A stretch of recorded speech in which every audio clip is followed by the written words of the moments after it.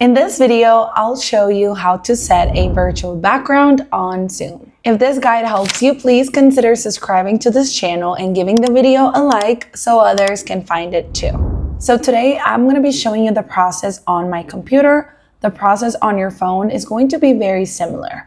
But what you need to do is go ahead and install the Zoom app on your browser. Then go ahead and open it, sign in, and click on your profile picture. Once you're here, go ahead and select Settings. And as you can see right here on the left, you will see Background and Effects. Go ahead and select that option. And if Zoom has access to your camera, remember that you do have to give that permission. And the reason why you might not be seeing yourself is because you didn't give Zoom the permission to open up your camera.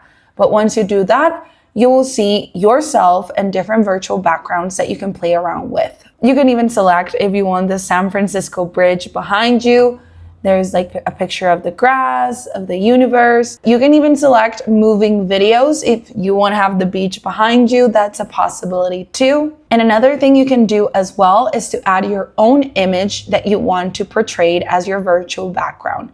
To do that, all you need to do is click on the plus icon that you see right here, and you can either add an image or a video from your files. This is a great idea for any businesses that have a lot of meetings during the day, and you maybe want to showcase your logo or your product behind you. You can do that by tapping Add Image and selecting the corresponding image that you want to portray. Once you select the virtual background that you want, you can close this window out.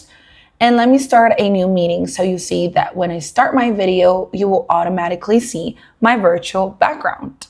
And that's it. I hope this video helped.